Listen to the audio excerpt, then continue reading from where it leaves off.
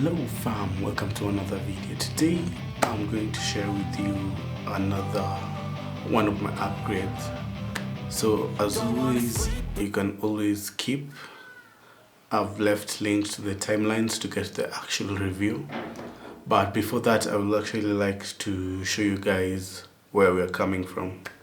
So currently all of my videos I've been using the Redmi Note 10 Pro, and I think it's quite a good phone camera, but it never usually really captured what I wanted. For example, as you can see in previous videos, like the village market video, as we were going to our destinations, I wanted to capture the essence and the light, the god rays precisely outside, but I was never able to do that because my camera, my current phone, used to pixelate everything. So although it's a good phone and it has great quality, I'm probably going to continue using it, but it never gave me everything that I really wanted to do with it. That's why I decided to upgrade to the Nikon Z30. Now, before I chose this camera, I actually was going to get the Sony ZV-10. Actually, like, I had a receipt. I'd already like paid almost everything. I was going to get it, but as I did a little more research, I ended up with the Nikon Z30. Now, why did I choose the Z30 over the ZV-10? For starters, the thing that really made me not choose the ZV-10 Sony was because it had a very horrible rolling shutter. Of course, the Nikon Z30 has the rolling shutter, but it's not that bad compared to the ZV-10. The ZV-10 had horrible 1080p. From the research that I've done, I haven't used the camera yet, but from the research that has been going on, I found out that it had a very bad 1080p. And for most things, for what we do, a good 1080p camera is usually a must-have for a great camera. So those were the main reasons I did not choose the ZV-10. I think it's a great camera. Probably what I'm going to miss most about it are the S-Log profiles and the crisp 4K quality.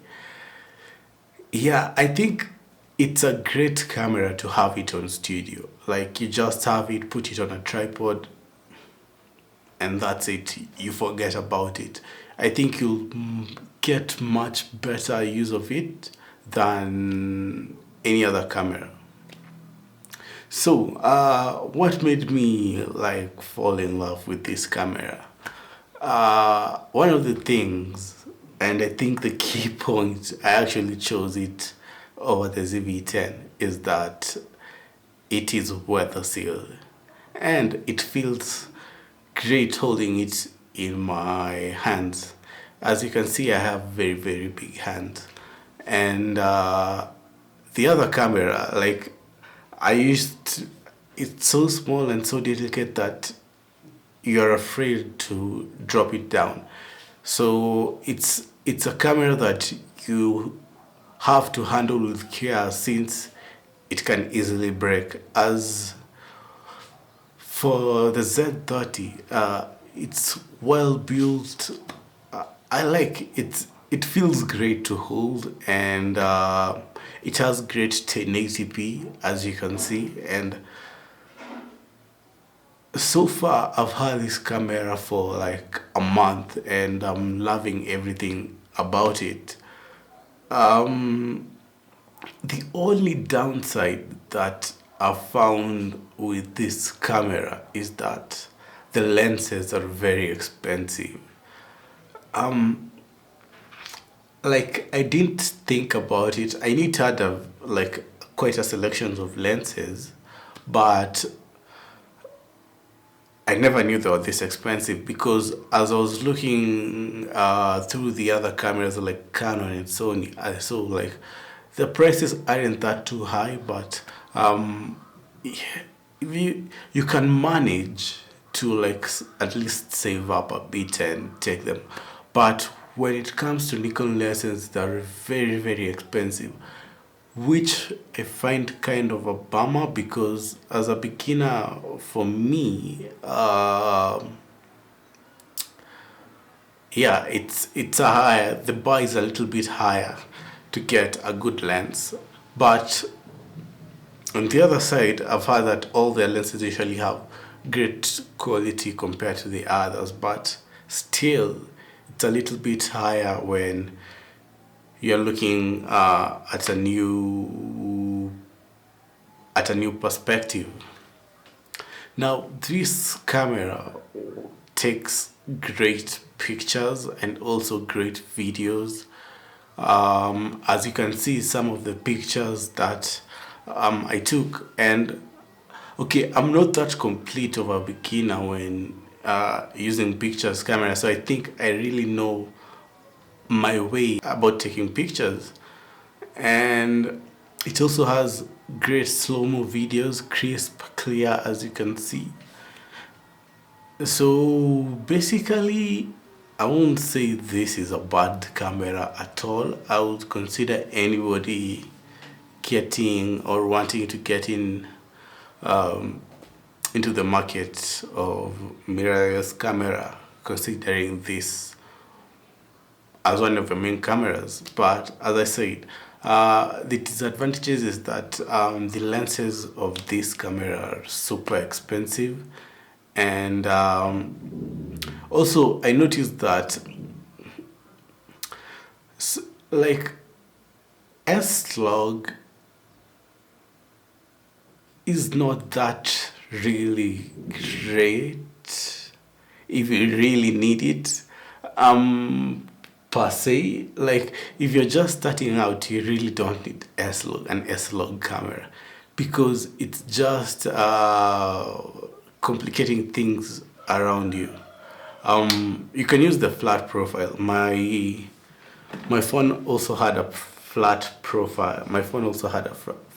Flat profile. So yeah, you can work around with it.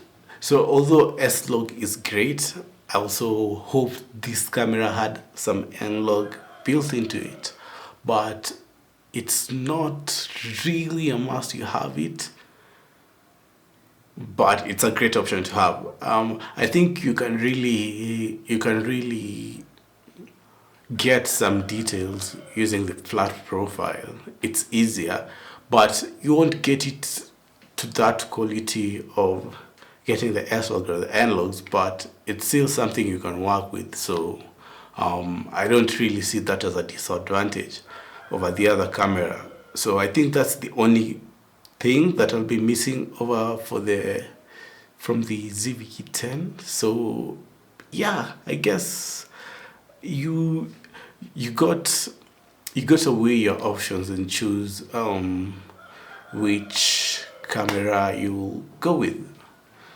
And for audio, I chose to go with what is it called?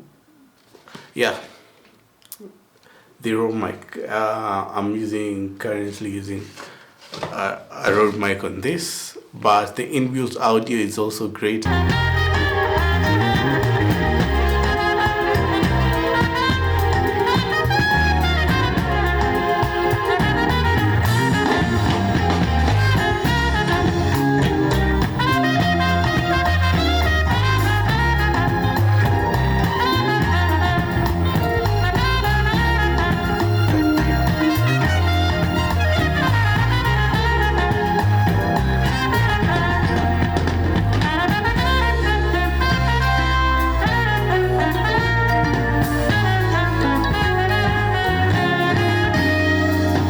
have no problem, but I just wanted to get some great audio out of it, and since I was on a budget, this was the best audio mic I had. It's a great mic on the go because, like, as you can see, I'm not currently in my home studio. This mic actually produces great quality audio, and I would recommend it to anyone who's thinking to buy. So some of the advantages that I think you will see with this camera is it's weather sealed, great grip, great 1080 footage, clear, crisp, slow motion. It takes great photos, and 4K with no crop. Though you'll get a little bit of rolling shutter in 4K, but it's not as bad as the Z30, trust me. So yeah, I decided to give you at least all an update on the camera. You see how it is, and hopefully we'll see soon. And if Nikon sees this, please sponsor one of my videos. I thank you all who have joined the family. Basically, yes, this I'm really grateful for all of you. So yeah, hope to see you on the next video. Stay sharp, stay tuned. Bye.